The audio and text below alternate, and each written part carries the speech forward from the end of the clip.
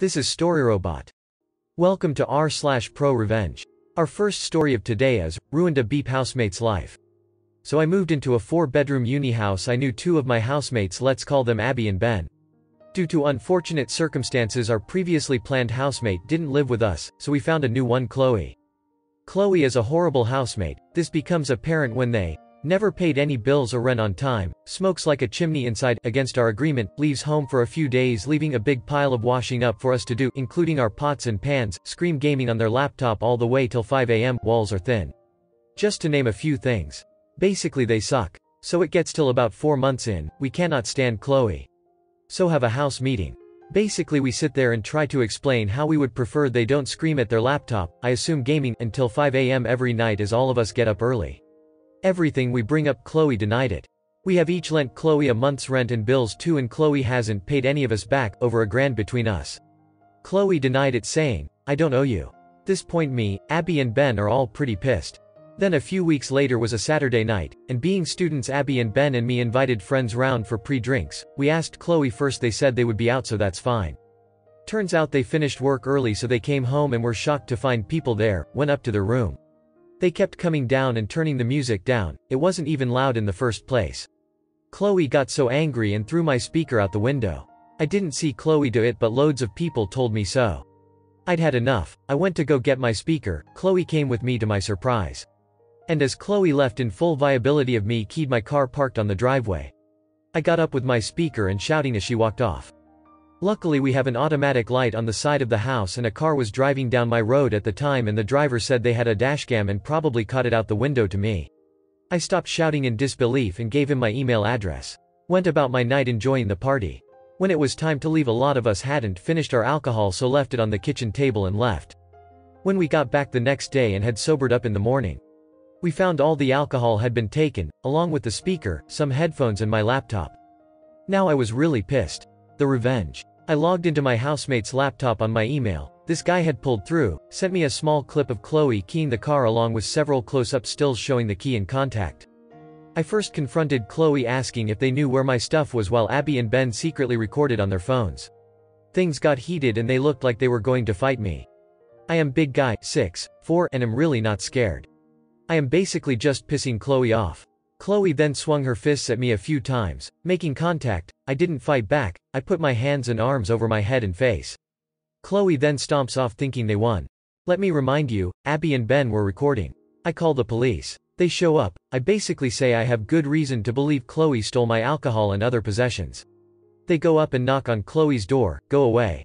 They can't go in without a search warrant. I file a report about assault, and the things stolen relating the two. The police are very nice and basically tell me how to fill it in. They come back the next day with warrant for Chloe's arrest for assault and battery. They then search her room and find all the stolen alcohol bottles, my headphones which clearly were mine as they only paired with my phone, and my laptop and damaged speaker. I sued Chloe. And won. I had indisputable evidence along with witnesses for all the events. I got $3,000 for car, speaker and rent Chloe owed us. And an additional $5,000.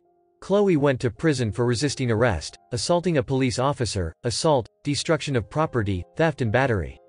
Chloe still had to pay rent for her room, which we used as a gym. Our last story of today is, lay off a third of the team and expect us to work harder.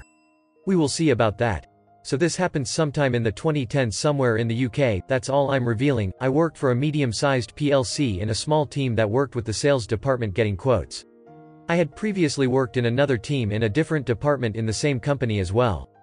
This also includes elements of malicious compliance. I'll post this there as well. So to set the scene, the company had recently had some issues with regulators, and senior management were either oblivious to the damage they were doing or didn't care. They were trying to save costs but going about it all the wrong way. So my team consists of 6 team members and a manager.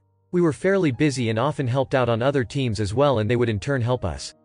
This is important for later. So we are all called into a meeting without warning and told that due to declining work tickets they were laying 2 of us off. They did say 2 people were safe, the manager and his sidekick. They made us reapply for our jobs, including doing a test, following the letter of the law on redundancy, which had nothing to do with our roles. It also became apparent during the process that the company flat out lied, or at the very minimum manipulated the data used to come up with their conclusion of falling ticket numbers. They dropped by 13 from year 1 to year 3, bear in mind it was a total of several thousand tickets a year. In the end the company carried on and 2 team members were removed and made redundant, one of whom took a golden handshake, the other sued the company for various things not really worthy of mention here, and won. After the dust settled it also became apparent manager secured his sidekick's position despite him being the worst member of the team in terms of work done and work quality. So in the weeks after the entire team were too busy to help other teams who then stopped helping us, so a huge backlog of tickets also built up. We also got threatened with disciplinary proceedings if our backlog didn't come down. But was also refused any overtime. During the process we had also been admonished for skipping steps and getting quotes steps that often took a significant amount of time, and served no purpose, so me and 2 others remaining, not including sidekick who had his nose so far up manager's rear ended and came out of his mouth, decided to do everything by the book, down to every last bullet point. This made the backlog of work even worse, but they couldn't say anything. One week we had another meeting with HR, the sales director and our manager, to discuss the issues. We all calmly said, "We are sorry but we have to follow the guidelines and rules laid down and this is as fast as we can work." We were also asked to start helping out the other teams again as we should be team players. Again we said, "We are sorry but we can't, our workload is too high and it's also not in our contracts that we have to do other teams' work." This went on for several months and management still refused to believe we were overworked. When it was time for holidays we realized they hadn't changed the amount of people allowed off from 3. So we all booked holidays, they both went abroad and I decided to visit family the other end of the UK. Of course when manager realized, a week before, he went nuts and another meeting with HR was called. We all calmly said, "Sorry but we checked the rules for our team and 3 people out of 4, manager could do what he likes, can be off at any one time." And again stood our ground and all went on leave for 2 weeks each. This caused even more chaos at work as you can imagine. The sales director after this hatched a plan to get the Indian teams, we had offices in India and other offshore places, to be trained up by us and to help us, however they demanded we fly out to spend weeks there training them. Again we all refused as it's not in our contracts to be trainers or to have to work abroad. They ignored the fact I didn't have a passport at this point. So poor old manager and his sidekick traveled out and trained them for weeks. Eventually both stayed for over 2 months and failed to train them. We would send low-effort tickets to them and they would screw it up and we simply said, "Sorry, to fix this we need to do it again." So after 6 months they gave that idea up entirely. After around a year or so of this, I'm being deliberately vague on timing so please don't ask about it, we all decided to all seek other employment, having found we all could not trust the company or manager anymore. And we all found roles elsewhere within a week of each other, so all handed our 4-week notices, again to the letter of our employment contracts, and were due to all leave on the same day. Now the female member of the team who was a very learned person, and she revealed in all our contracts any documentation we create is ours and we can do with it how we wish when we leave. So we hatch a plan. In the final week we are there, we move all our digital stuff to one location, including all my manuals and cheat sheets for my previous team. They both did the same with their previous positions within the company.